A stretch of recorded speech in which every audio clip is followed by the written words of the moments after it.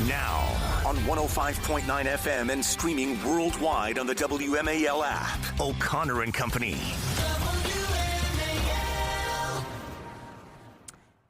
It is 7:06. We are chugging along here on O'Connor and Company. Coming up at 8:05, Steve Moore with the Heritage Foundation. At 8:35, Sean Kennedy, president of Virginians for Safe Communities. I'm Julie Gunlock with my friend Andrew Langer. Good morning, Andrew. Good morning, Julie. Happy Cinco de Mayo to you. Happy post-Star Wars Day as well. That's right. Joining us now is Joe diGenova. Good morning, Joe. Good morning. You know, Joe, I'm so glad that, as a good Catholic and Italian, I'm so glad you were able to get over your anger at Trump making a Pope joke to join us here this morning. You must have just been so angry at that. Yeah, I got angry right after I told my find the Pope in the pizza joke from Saturday Night Live from Father Guido Sarducci, my favorite priest. So, no, I'm not worried about any of that. And those are people just looking to pick a fight with the President of the United States.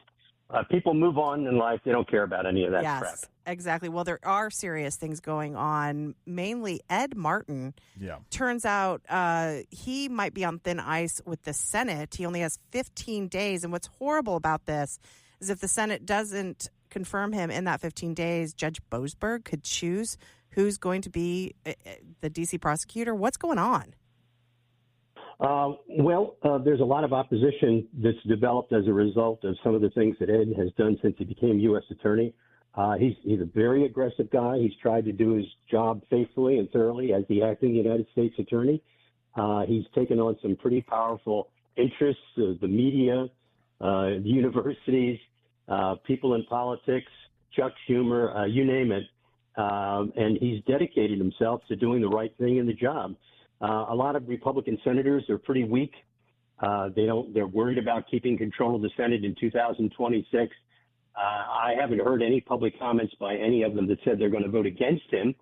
Some have simply said they want to meet with him and have any concerns of theirs taken care of. So we'll see. If Boasberg gets to appoint the U.S. attorney, another acting U.S. attorney, which he has the right to do under federal law, I think that law is unconstitutional, by the way. Yeah. I don't think a federal judge has the right to appoint an executive branch official. But the bottom line is he will appoint someone from within the office who he believes will be a stakeholder. I don't know how Judge Boasberg thinks about things like this. His record is so sullied at this point that he's got real problems no matter what he does. But, yeah, I mean, Joe, it seems to me there's some real separation of powers issues at work here. If a judge in a district court can choose the lead prosecutor, I mean, isn't there a conflict of interest here? I mean, setting aside the constitutionality generally, and I agree with you here, but the massive conflicts of interest that get created.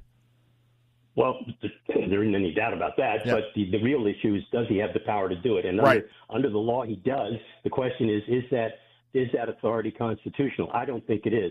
I think the independent counsel law, which was upheld to be constitutional, would never pass muster today if it were up before the Supreme Court, which it won't be anymore because they repealed the independent counsel law.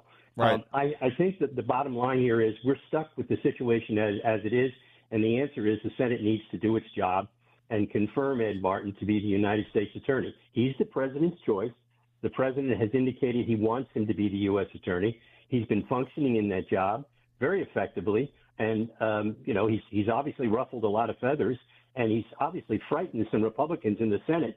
But, the sun rises and Republicans in the Senate get frightened. You mentioned they're worried about their reelection. Collins, Tom Tillis, John Cornyn, Bill Cassidy, and McConnell, of course. These are the sort of what we're seeing as the holdouts.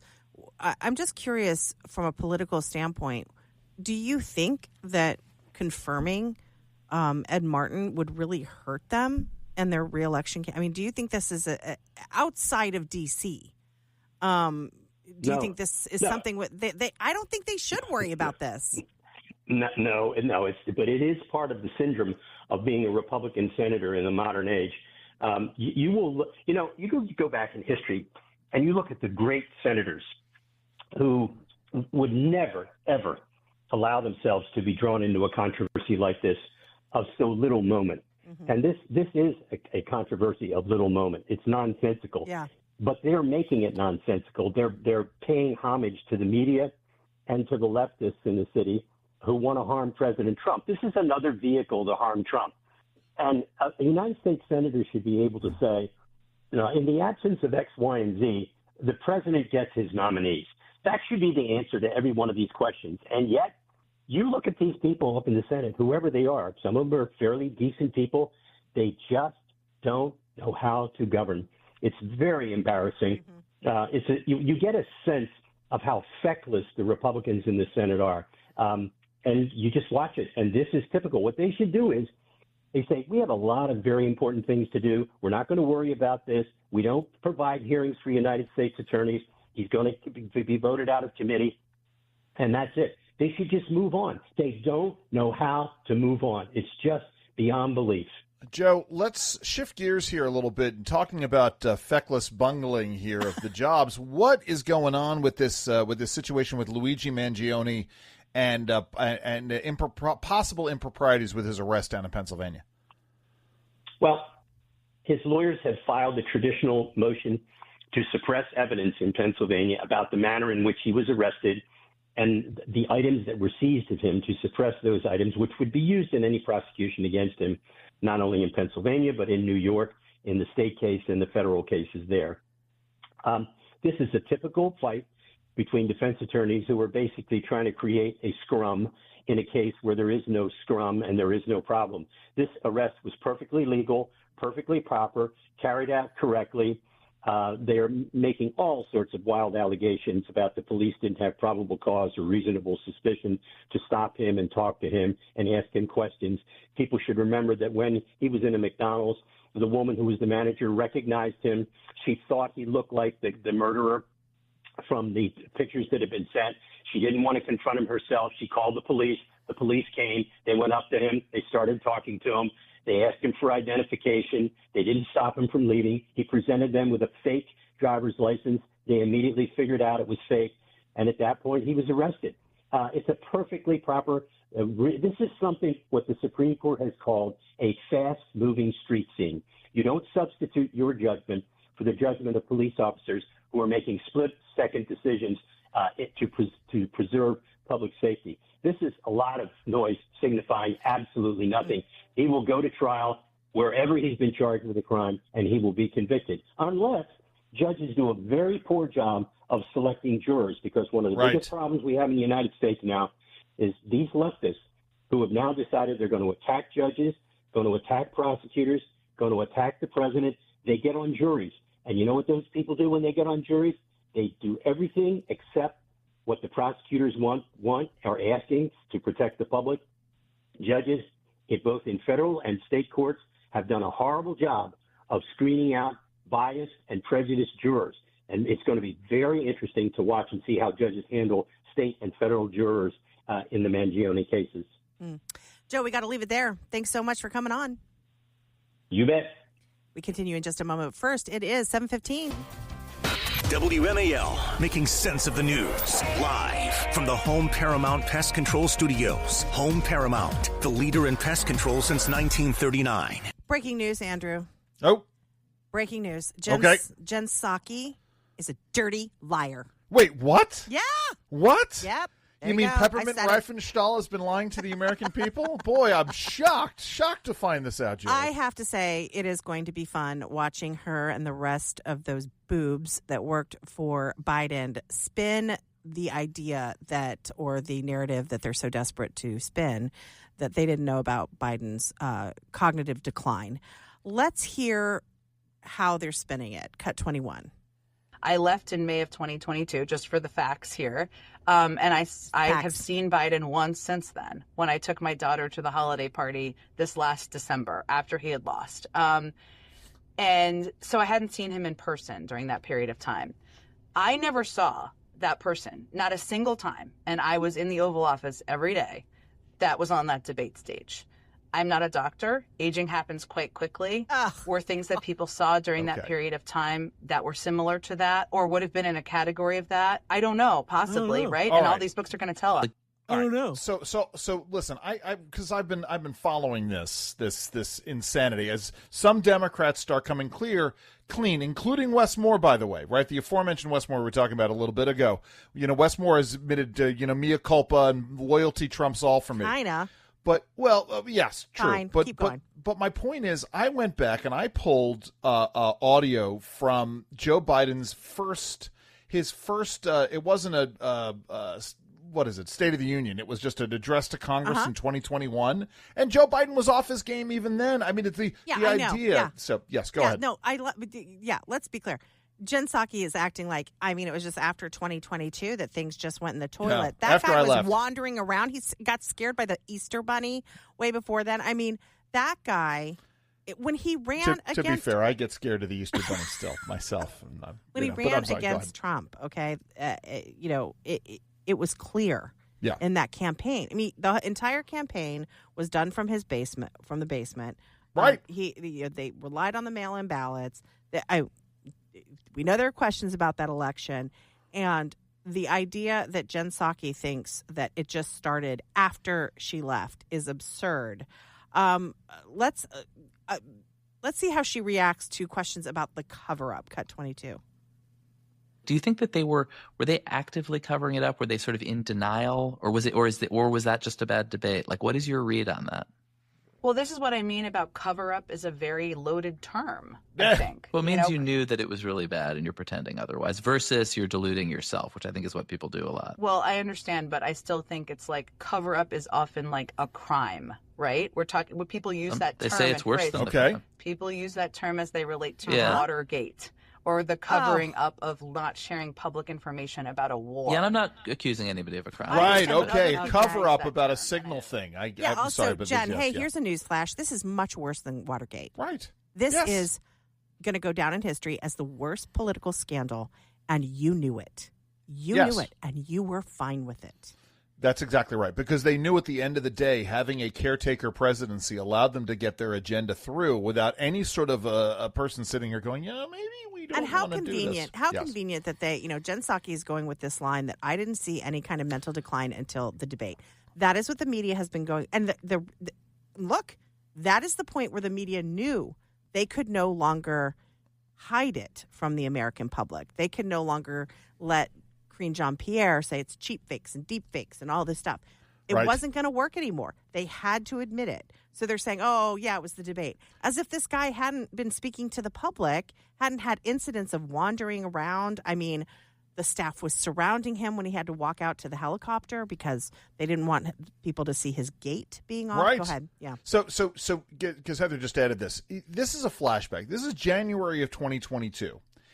Jen Psaki is still press secretary at this point in time, and James Rosen dares. How dare he ask a question about Biden's cognitive abilities? Yes. Let's go ahead and play cut 23. Well, so the question I have for you, sir, if you'd let me finish, is why do you suppose such large segments of the American electorate have come to harbor such profound concerns about your cognitive fitness?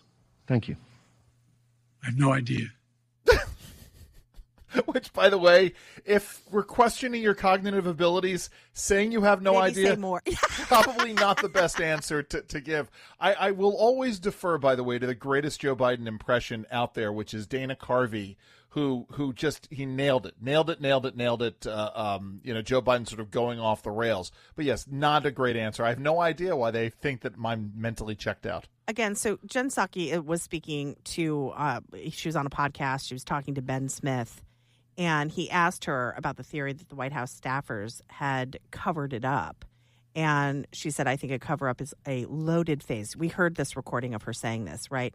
That is the thing that makes Jen Psaki and former White House officials really nervous, because it really was a cover-up. Now, all of these people are going to write books, and this is all going to come out. So Jen Psaki better enjoy this little contract that she has with her TV show. She cannot continue to deny that she knew, and most of the White House knew, and that the American public, they let this guy launch his campaign.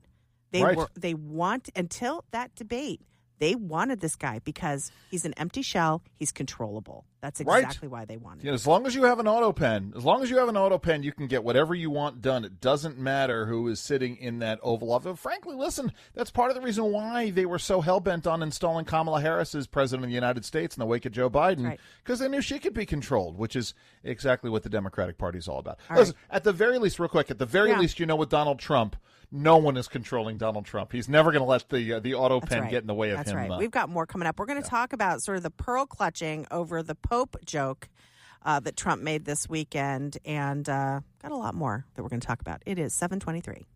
Coming up, we will talk about the interesting reaction over President Trump making a joke about becoming the next Pope.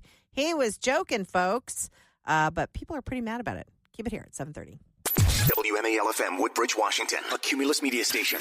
Making sense of the news. News Talk 105.9. News now. Now on 105.9 FM and streaming worldwide on the WMAL app. O'Connor and Company.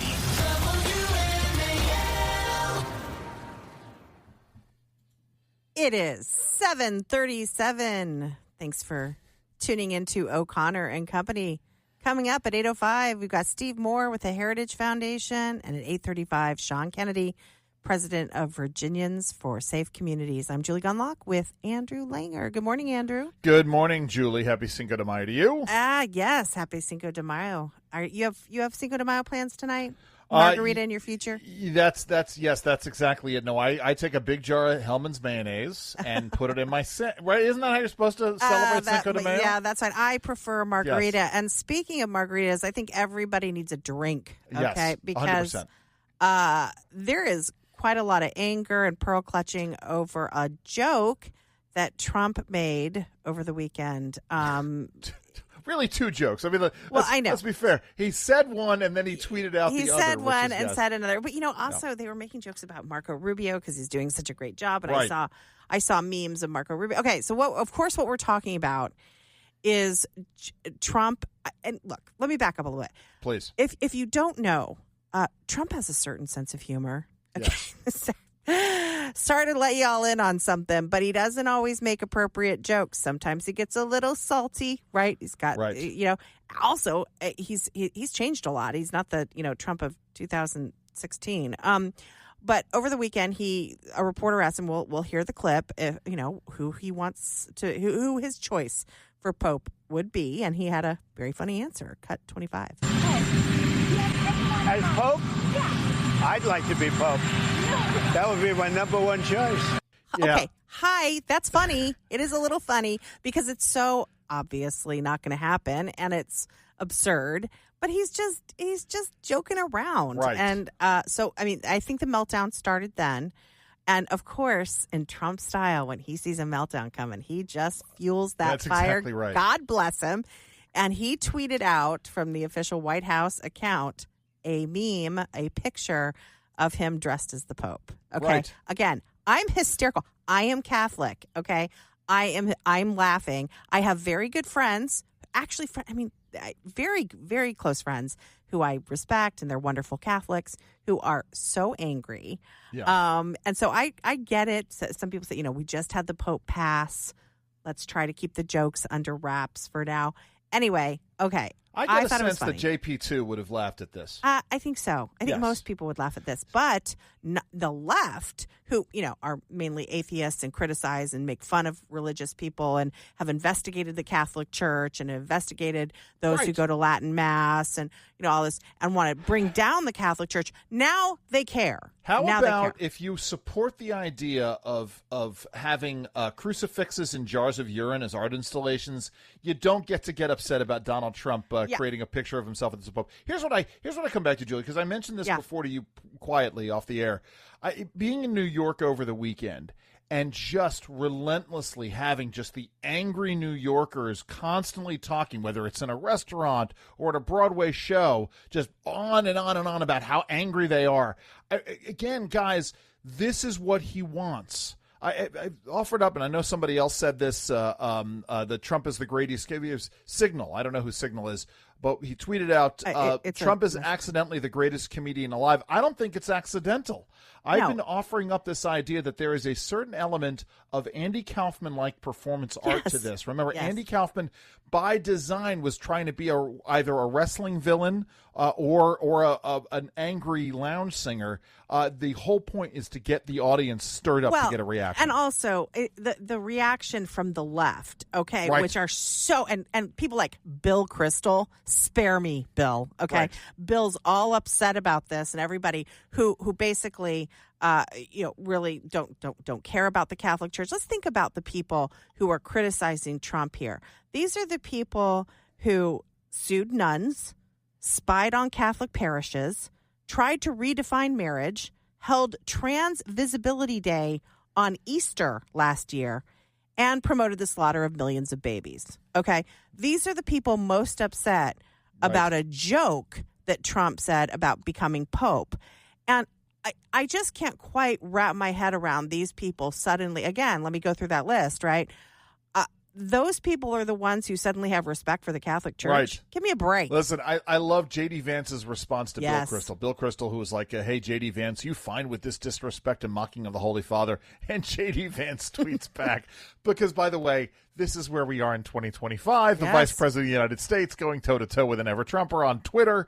As a general rule, I'm fine with people telling jokes and not fine with people starting stupid wars that kill thousands of my countrymen.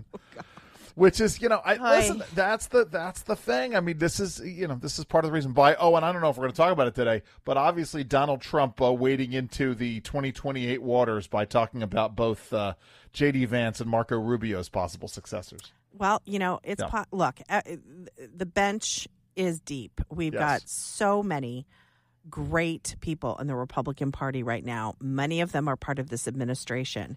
And again, what I thought was funny was I think prior to Trump making this joke and putting out this meme of him sitting there as the Pope, there had been all this chatter about what a great job Marco Rubio is doing and also people in his office. Right. And there was this hilarious video of him, doing everything, being the head of, CIA, being the head of every possible thing. Marco Rubio was going to be the head of it, and one of the pictures was him as Pope, was Marco Rubio as Pope, and then it followed with Trump doing this. So again, it's just a joke, folks. Everybody needs to take a deep breath or have a margarita. It's Cinco de Mayo. It is 7:43. WMAL's Vince Colonnese, weekdays at noon on 105.9 WMAL, making sense of the news. Andrew, we sometimes have these debates here at the studio related to things that go on in grocery stores. For instance, I always return the cart. Larry does not. Larry has no place in civilized society. No, he does not. I should rule things because I return the cart. I think it really is a test of Listen, I'm not going to give free advertising to my favorite local grocery, and they're not even local, but my favorite grocery store chain, which has outlets in the D.C. area, but I tend to park right next to the cart return area because I want to make sure that I return my carts. So sorry, go ahead. Okay, so we have a new grocery issue to talk about, and that is self-checkout. Do you self-checkout? I do. I do not. Oh, yeah, I know. Listen, there's another guy who does DC Radio who rails against self-checkout because I just don't know. It's my fault. I'm actually an idiot who constantly gets things wrong. I constantly have to have the person come over. Oh, yeah, I have that happen. My thing is constantly blinking. Yeah, I'm just a mess. So I'll take the extra time. Our executive producer, Heather Hunter, and I were talking about this, and she was like, I'm faster than every checkout person. So she does the self-checkout. I do not. However, this is very interesting. The one thing that makes self-checkout possible is a high trust society. You gotta hope that people actually are scanning the right thing. I saw a video this weekend. It's so fascinating of a woman at Target. She went through the line. She had a huge bowl of one of their more expensive items, and she scanned like a small $3 cup. And so to the videos and to the people watching, it looks like she scanned something, then she put the cup aside and put the bowl in her cart. So people are really clever about this stuff. And Heather was absolutely correct in her tweet. We can't have nice things because people can't be honest. Let me tell you something. I was going a step further. This one particular grocery chain that I love had the next generation, which is you scan things with your phone as you put them into your cart, and then you just go out and you just sort of scan them. Yes, but again, Andrew, I feel like you could scan a cheaper thing and put the more expensive thing in your cart. But this is the point. Right, and that's the problem, is what happened is that too many people were cheating the system by doing this, so now I can't scan things as I go along, honestly, and it was aggravating to me. It's like that story we did a couple years ago about the New York subway and how too many people were jumping over the thing. So they put up these things where you cannot jump over. Anyway, and then people figure that out. They'll always figure out how to game the system. Yes. So apparently this is so rampant now that Target is ripping out its self-checkout centers or kiosks at their stores. Because again, so many people are stealing things. This is a concerted effort on the part of the progressive world to ensure a job creation or job maintenance over time, right? Automation. The workers, they flung their wooden shoes called sabot into the mills. Yes, thus the word sabotage. Yes, that's right. You get an extra. By the way, you get an extra point if you can identify what movie that's from. But yeah, I mean, listen, this is the problem here. Is that guys. Be a little more honest so the rest of us can actually live our lives where we don't have to talk to people. Well, I mean, we can actually just check out. This is an enormous problem. And we see this also. Look, this is a problem with lack of consequences and discipline for kids. And, we can go back to what's the root of that. There's a lot of single parent. There's a lot of, fatherless homes. There is a problem with youth in this country not understanding consequences and rules and the morality of doing of stealing things. And so, and also, look, we've for several years had these large cities run by Dems who've said, we're not, don't even bother arresting people who have shoplifted under $800. Listen, Safeway is talking about having removed self-checkout kiosks from some Bay Area stores. Listen, they should just be happy that people aren't dropping trow and defecating in the aisles in San Francisco, because that's the way San Francisco rolls. What a nice way to end this the segment. That was great at 7:53. For Mervis Diamond Importers, this is Ronnie Mervis. We are